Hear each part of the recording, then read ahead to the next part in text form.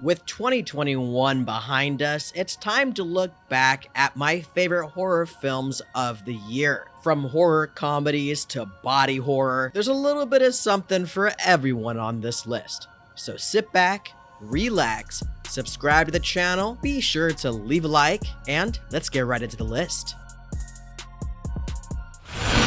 Technology, the Veggie Masher turns your vegetables into a tasty, mouth-watering paste. A mysterious VHS tape leads a SWAT team to the discovery of a sinister cult whose collection of pre-recorded material reveals a nightmarish conspiracy. Anthology films can be pretty hit or miss. The VHS film series, in my opinion, is more hit than miss. And with VHS 94, it's my second favorite in the series right after VHS 2. And it's a film that's grown on me more and more as I've watched it. The stories are generally very strong with some really well done effects. If you're a fan of anthology films, you definitely want to give VHS 94 a watch. On a stormy night in Montevideo in 1993, an engineering student named Anna takes over the duties of her father, a projectionist at a declining movie theater due to his ill health. Unbeknownst to her, the audience watching the film that she is running are being murdered by a mysterious killer. The Last Matinee is one of the biggest surprises of the year. I absolutely loved this film and enjoyed it more and more after every single watch. This is a love letter to giallo films by the likes of Dario Argento and Lucio Fulci. The film does not shy away from showing graphic gore. The effects are fantastic, the kills are creative and nasty, the pacing is tight, and it feels like a film that could have come out in the early 90s. Definitely give The Last Matinee a watch as soon as you can. Siblings Mimi and Luke unwittingly resurrect an ancient alien overlord. Using a magical amulet, they force the monster to obey their childish whims and accidentally attract a rogues gallery of intergalactic assassins to small-town suburbia. Psycho Goreman, or PG for short, is an absolute blast. Part sci-fi horror, part comedy, as well as a loving homage to late 80s and early 90s family-friendly creature features. Psycho Goreman is one of the most creative films on this list that will have you laughing from beginning to end. Awesome practical effects, a fun cast, make this film a must-watch. After a romantic evening at their secluded lake house, a woman wakes up handcuffed to her dead husband. Trapped and isolated in the dead of winter, she must fight off hired killers to escape her late spouse's twisted plan.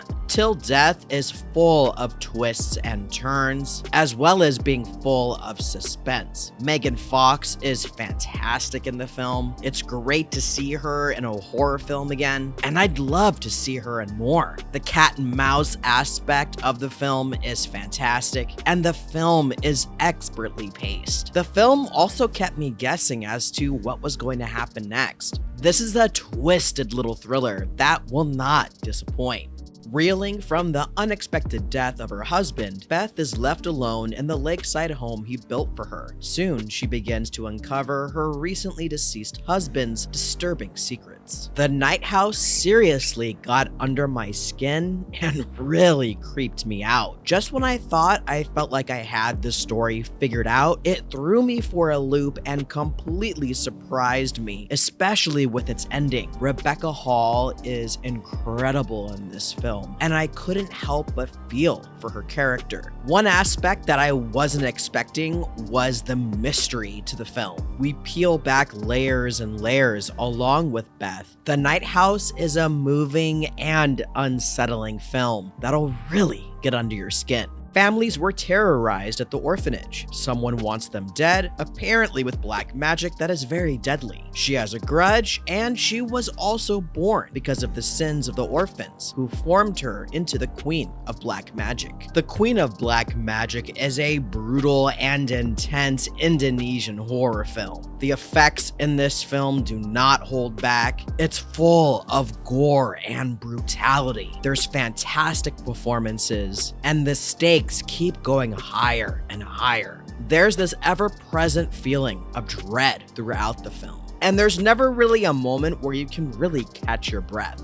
Madison is paralyzed by shocking visions of grisly murders, and her torment worsens as she discovers that these waking dreams are in fact terrifying realities. I had so much fun with Malignant, so much so that I watched it at least 3 or 4 times while it was still on HBO Max. This took me back to an earlier James Wan film, Dead Silence, that I feel is a ton of fun. He's been able to take everything that he learned from not only Dead Silence, but also the Conjuring films as well as the Saw films, and has put together something that is truly unique. It takes the slasher genre into a new direction with a new slasher villain that is truly iconic. Malignant is everything I look for in a midnight movie. Campy, gory, and over-the-top fun. I'm really hoping this turns into a full-fledged franchise. After viewing a strangely familiar video nasty, Enid, a film censor, sets out to solve the past mystery of her sister's disappearance, embarking on a quest that dissolves the line between fiction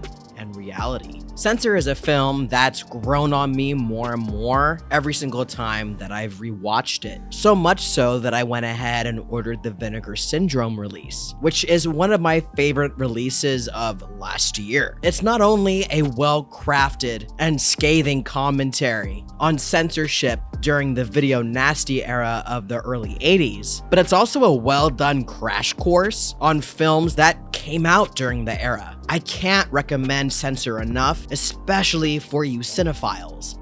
Having recently found God, Maud arrives at a home to care for Amanda, a dancer left frail from a chronic illness. When a chance encounter with a former colleague throws up hints of a dark past, it becomes clear there is more to Maud than meets the eye. Saint Maud was one of my most anticipated films of 2021, and while most of the films that I was most looking forward to disappointed me, Saint Maud did not. Morfydd Clark and Jennifer Ale give electrifying performances. It also feels like a film that was shot in the 1970s. The color palette, the cinematography, the set design, the music, everything about this film is absolutely gorgeous. There was so much meticulous detail, along with getting into the mental state of Maud, and how someone so lonely and broken will go to such lengths to find purpose in their life through religion. And while that can be a positive change for some, but for Maud, this sends her spiraling down. This isn't an all-out